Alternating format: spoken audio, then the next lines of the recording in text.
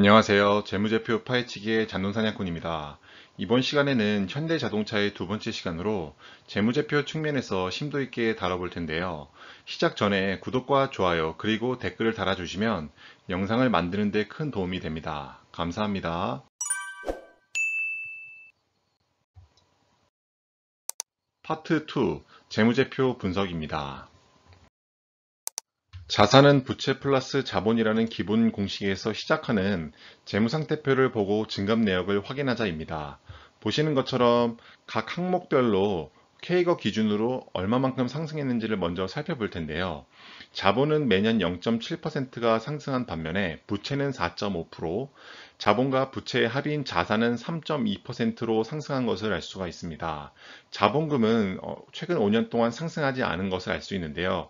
여기서 저희가 얻을 수 있는 점은 우선 첫 번째로 자본의 상승률보다 부채의 상승률이 훨씬 크기 때문에 이자 비용의 부담이 생길 수 있다는 점입니다. 2020년도 기준으로 살펴보면은 부채가 133조일 때 자본, 지배주주 지분은 69조인 것을 알 수가 있어요. 약 2배가량의 차이가 났기 때문에 이 133조라는 엄청난 돈에 대한 이자 비용이 꽤나 클 것이라는 것을 예상해 볼 수 있고요. 두 번째로 자본금은 2016년부터 2020년도까지 1조 4,890억 원으로 균일했다는 것을 알 수 있기 때문에 증자를 최근 5년 동안은 하지 않았다라는 것을 알 수가 있습니다. 본업에서 비용을 빼고 남는 돈이 얼마 있는지를 알 수 있는 영업이익인데요. 우선 영업이익률이 20%를 넘어가는 기업들은 해당 섹터에서 배타적인 수익률을 발생시킨다고 할 수 있기 때문에 영업이익률이 20%가 넘는 기업들은 굉장히 좋은 기업, 그리고 영업의 수익성이 좋다라고 표현을 할 수가 있습니다. 보시는 것처럼 현대자동차의 2016년부터 2020년도까지 영업이익률을 살펴보면은 하락하는 추세에 있는 것을 알 수가 있는데요. 2010년도에는 5.5% 그리고 2020년도에는 2.3%에 불과한 것을 알 수가 있습니다.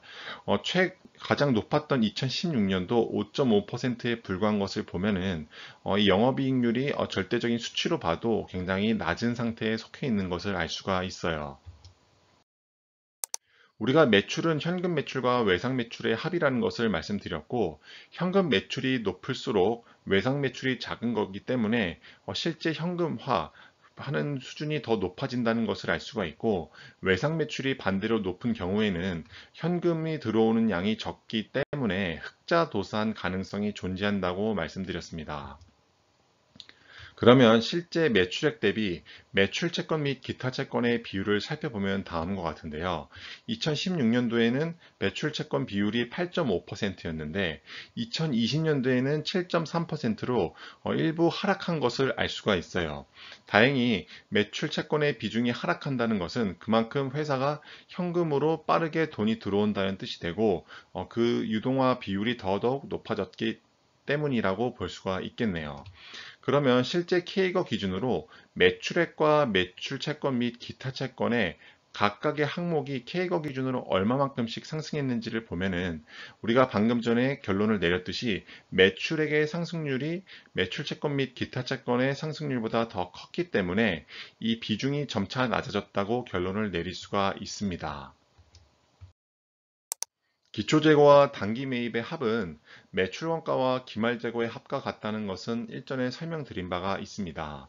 그래서 사업을 하는 사람 입장에서는 매출이 증가하기 때문에 재고 자산을 더 쟁여놓는 행위는 괜찮은 신호라고 볼 수가 있어요. 왜냐하면 미래에 더 잘 팔릴 것 같기 때문에 재고 자산을 늘리는 행위라고 볼 수 있기 때문입니다. 하지만 매출이 줄어드는데 재고 자산이 증가한다는 것은 오히려 위험 신호라고 받아들여야 될 것으로 말씀드린 적이 있습니다.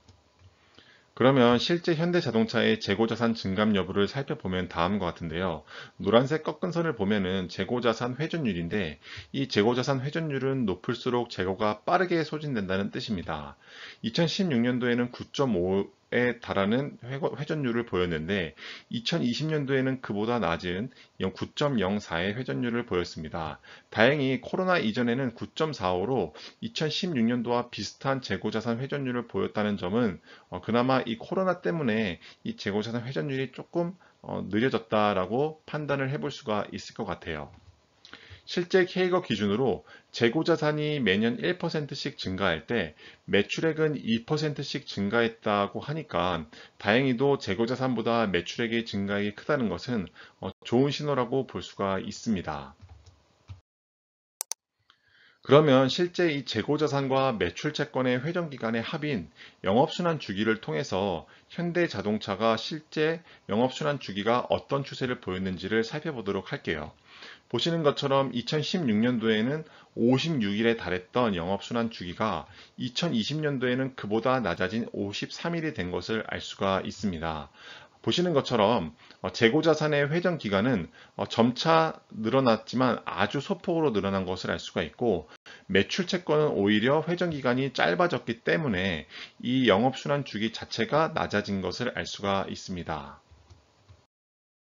우리가 무형자산을 살펴볼 때 가장 눈여겨볼 점은 두 가지라고 말씀드렸는데요. 우선 영업권과 개발비라는 것을 알 수가 있습니다. 해당 내용에 대한 설명은 일전의 시간에서도 설명을 드렸기 때문에 생략하도록 하겠습니다. 그러면 제품과 서비스를 만들려면 생산시설이 있어야 하는데 그것을 유명자산을 통해서 확인을 하는 시간을 갖겠습니다. 우선 유형자산은 보시는 것처럼 일정한 비중을 유지하는 것을 알 수가 있어요. 2018년도에는 31.6%였다가 매출액이 증가했기 때문에 유형자산이 소폭 하락한 것을 알 수가 있고, 2019년도의 매출액보다 2020년도의 매출액이 조금 소폭 감소했기 때문에 유형자산의 비중은 그보다 조금 상승한 32.8%가 되는 것을 알 수가 있습니다. 무형자산을 살펴보면은 2016년부터 2019년 같이 4.9%에서 5.5%를 왔다 갔다 하는 것을 알 수가 있는데요. 우리가 말씀드렸던 것처럼 무형자산에서 해당 내용을 살펴보면은 연구개발 비용이라는 게 있습니다.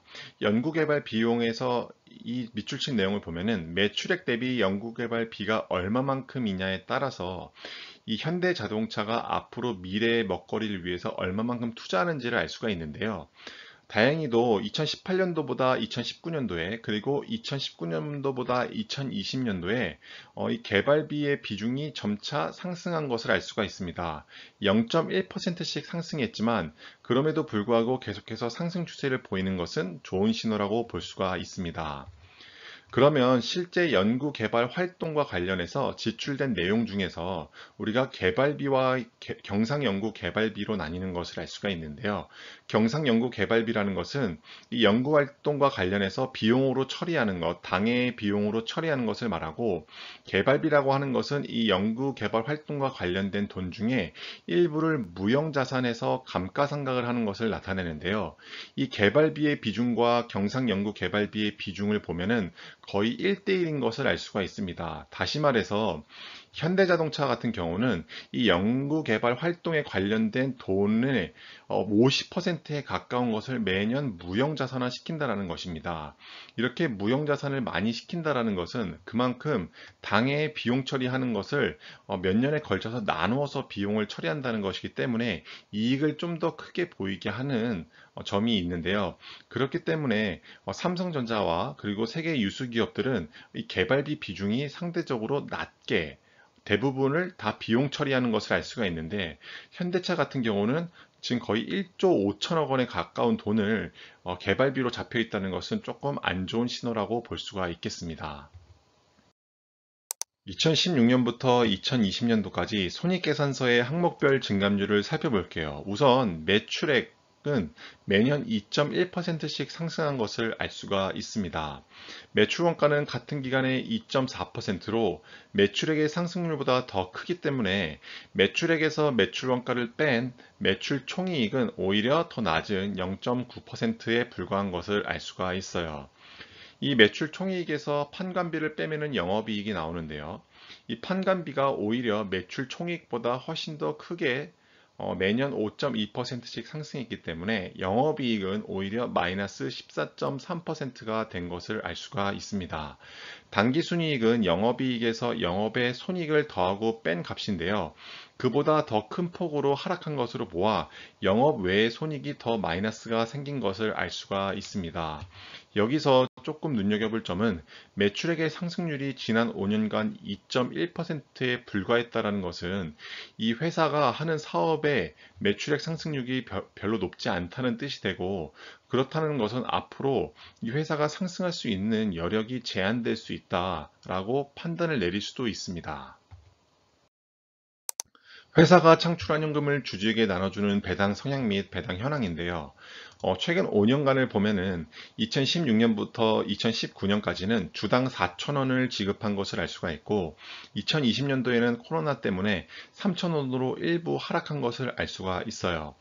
그래서 2016년부터 현금 배당 수익률을 보면은 2016년도에는 2.74%로 꽤나 괜찮은 수준의 배당 성향을 보였는데, 2020년도에는 주당 배당액도 감액이 되었기 때문에 1.56% 정도를 받았다는 것을 알 수가 있습니다.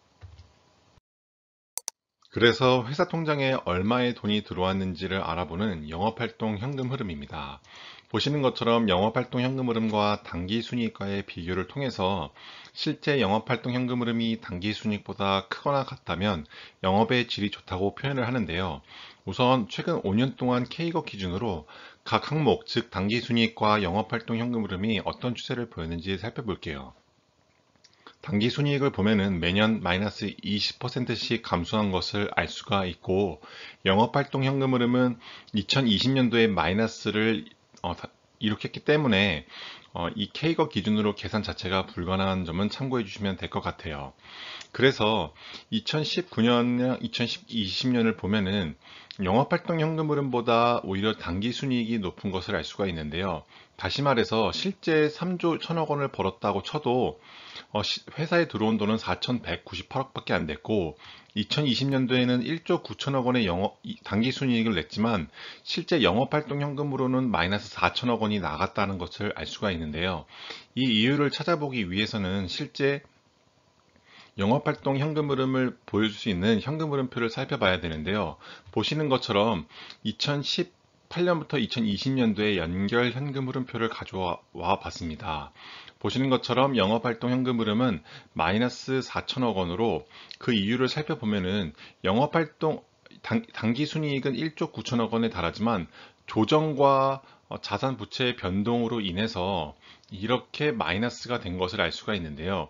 이 영업활동으로 인한 자산 부채의 변동, 2020년도 기준을 살펴보면은 다음과 같습니다.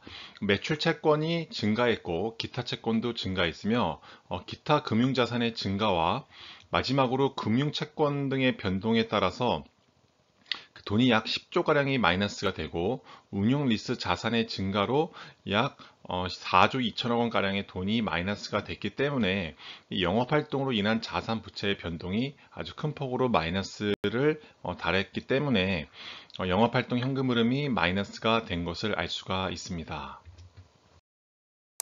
재무상태표에 자산의 변동이 생길 때 살펴보는 투자활동 현금 흐름인데요. 투자활동 현금 흐름을 살펴볼 때는 잉여 현금 흐름, 즉 영업활동 현금 흐름에서 캐펙스를 뺀 값인 잉여 현금 흐름을 살펴보는 것이 도움이 됩니다.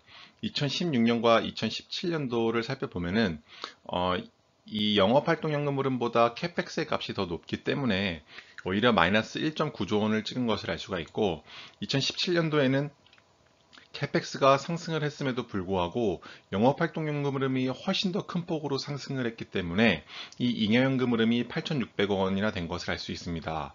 아무래도 2016년도에서 2017년도로 갈 때는 주가가 상승할 수 있는 여지가 많았을 것이라고 보여지네요. 그리고 2019년도로 가면은 실제 영업활동 현금 흐름보다 2020년도도 그렇고요. 캐펙스는 계속해서 상승을 하고 있지만 이 영업활동 현금 흐름이 그만큼을 커버해주지 못했기 때문에 잉여 현금 흐름은 계속해서 마이너스 폭으로 크게 증가한 것을 알 수가 있어요. 실제 K거 기준으로 영업활동 캐펙스 그리고 FCF에 대한 증감률을 살펴보면은 영업활동 현금 흐름은 플러스였다가 마이너스로 갔기 때문에 계산 자체는 조금 불가능하다는 점은 참고해 주시면 될 것 같고, 캐펙스는 매년 10%로 큰 폭으로 상승한 것을 알 수가 있고, 잉여 현금 흐름은 마이너스 21%씩 감소한 것을 알 수가 있습니다. 재무상태표의 자본, 부채의 변동이 생길 때 찾아보는 재무활동 현금 흐름입니다. 보시는 것처럼 2019년도에 2020년도로 지나갈 때 이 재무활동 현금 흐름이 굉장히 큰 폭으로 증가한 것을 알 수가 있어요. 2019년도에는 4조 8천억 원인데 2020년도에는 11조 3천억 원이 되는 것을 알 수가 있습니다. 그 같은 기간에 기말 현금 및 현금성 자산은 1조 2천억 원가량이 는 것을 알 수가 있는데요. 그 이유를 살펴보려면 연결 현금 흐름표에서 재무활동으로 인한 현금 흐름을 살펴보면 알 수가 있습니다. 보시는 것처럼 현금 흐름이 11조가 늘어난 것을 알 수가 있는데요. 여기서 눈여겨볼 점은 이 장기 차입금과 사채 차입 그리고 단기 차입금의 순 증가가 꽤 큰 폭으로 나온 것을 알 수가 있어요. 장기 차입금 및 사채의 차입이 약 35조가량인 것을 알 수가 있죠. 그렇기 때문에 이 35조가량이 증가했기 때문에 이 재무활동 현금 흐름이 큰 폭으로 플러스가 된 것을 알 수 있습니다. 전년도와 전전년도를 비교해 봐도 2018년도에는 18조에 불과했던 장기 차입금과 사채 차입이 그 다음 연도인 2019년도에는 25조, 그 다음 연도인 2020년도에는 35.5조에 달하는 것을 알 수가 있습니다. 파트 3. 기업의 적정 가치입니다. 우리가 찾고 투자하려는 회사는 A 사분면과 B 사분면에 속한 회사라는 점을 말씀드렸어요. 회사 유보금이 많으면서 돈을 잘 버는 회사, 또는 회사 유보금은 적지만 돈을 잘 버는 회사여야 합니다. 자산과 부채, 자본을 영업 성격과 비영업 성격으로 나누는데요. 그 기준은 아래 다음과 같이 나와 있습니다. 실제 현대자동차의 자산과 부채, 자본을 다음과 같이 나눠보면은 이렇게 나오는데요. 2020년도를 먼저 살펴볼게요. 순자산은 영업 성격이 약 118조 원이 되는데 당기 순이익으로 1조 4천억 원을 벌었으니 ROE가 1.2%인 것을 알 수 있습니다. 비영업 성격의 순자산을 보면은 실제 자산에서 부채를 다 뺀 값이 오히려 마이너스 42조 3천억 원이 되기 때문에 회사의 현금성 자산이 많더라도 이 회사를 다 팔고 나면은 실제 빚이 더 많이 남는다라는 뜻이 됩니다. 2020년도에는 코로나이기 때문에 이것만 가지고 판단할 수 없다라는 주장을 한번 확인해 보기 위해서 2019년도에는 실제 어땠는지를 한번 살펴보면은요. 영업 성격의 순자산은 112조 정도가 되고, 그리고 당기순이익이 2조 9,800억 원이 되기 때문에 ROE는 2020년도보다는 양호한 2.64% 정도인 것을 알 수가 있습니다. 하지만 비영업 성격의 순자산은 그 크기가 차이가 있지만 둘 다 마이너스로 2019년도를 기준으로 봤을 때에도 비영업 성격의 순자산은 마이너스 36조 원이 되는 것을 알 수가 있어요.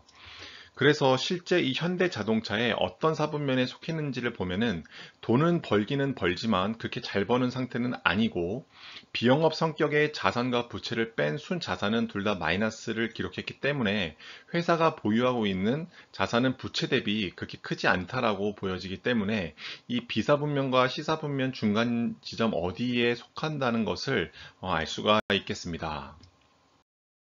그러면 현대차의 기업 주가 차트를 5년 정도로 한번 살펴보겠는데요.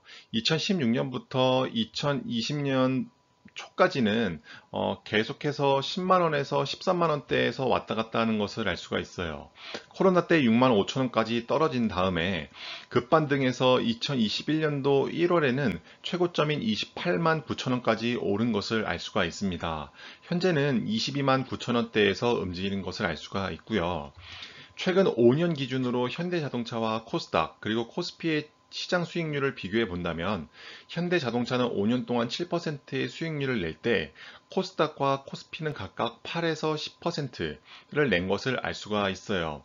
그러니까 현대자동차를 사고 5년 동안 이 회사의 주식을 갖고 있었다면 코스닥과 코스피의 시장 지수를 샀던 것보다 더 큰 수익률을 내지는 못했다라는 것입니다. 기업의 적정 주가를 S림 방식으로 계산해 보면 다음과 같은데요. 보시는 것처럼 ROE가 2016년부터 2020년도까지 하락 추세를 보이는 것을 알 수가 있습니다. 5년 평균은 4.57%인 점을 참고해서 보시면 될 것 같은데요. 5년 평균인 4.57을 넣어 보면은 적정 주가는 17만 7천 원이 되는 것을 알 수가 있고, 애널리스트들의 예상인 2021년도에 ROE가 7.72%까지 상승한다면 적정 주가는 29만 9천 원이 되는 것을 알 수가 있어요. 2020년도 애널리스트들의 예상이 8.43%니까 만약에 이것을 달성한다고 하면은 주가는 32만 7천 원인 것을 알 수 있습니다. 현재 주가가 22만 9천 원대에서 왔다 갔다 하는 것을 알 수 있으니까 2021년도와 2022년도에는 애널리스트들의 ROE의 예상이 적중한다면 주가는 아직도 상승할 수 있는 여력이 조금 남아 있다라고 보여집니다. 오늘의 결론입니다. 우선 저평가를 보면은 2021년도 애널리스트들의 예상 ROE로 보면은 업사이드가 열려 있다라고 보여지고요. 배당 성장성을 보면은 최근 5년을 살펴보면 배당 성장성은 없지만 주당 배당금이 균일했다는 점은 참고하시면 될 것 같아요. 기업의 성장성을 살펴보면은 영업이익률이 최근 5년간 하향 추세를 보였다는 것은 조금 아쉬운 점이고, 전기차 시장에서 전 세계 시장 점유율을 어떻게 늘려가는지 지표 확인이 필수적이라고 보여집니다. 네 번째로 수익성을 살펴보면은 영업 성격으로 ROE가 2020년도에는 1.2%, 그리고 2019년도 기준에는 한 2.4%로 저조한 성적을 보였고요. 단기 순이익의 경우도 최근 5년 K거 기준으로 마이너스 19.6%씩 빠진 것은 수익성을 어떻게 강화시킬지에 대해서 현대차가 많이 고민을 해야 될 것으로 보여집니다. 마지막으로 재무 건전성을 보면은 현금성 자산은 10조에 육박하지만 회사 청산 시 빚이 42조가량이 남는다는 점이 있기 때문에 이 회사가 지금 빚을 너무 많이 쓰고 있다는 점은 비용의 측면에서 조금은 부담으로 작용할 수 있다라고 보여집니다. 종합 의견은 ASP, 즉 자동차를 판매할 때 그 평균 단가를 올려야 되고, 그로 인해서 영업이익률과 마진을 높여야 될 것으로 보여지고요. 전기시장에서의 이 마켓 쉐어가 현대자동차의 미래를 판가름 지을 것이라고 보여집니다. 지금까지 현대자동차의 두 번째 재무제표 분석 영상을 봐주셔서 감사드리며, 해당 영상이 도움이 되셨다면 구독과 좋아요 그리고 댓글 부탁드리겠습니다. 감사합니다.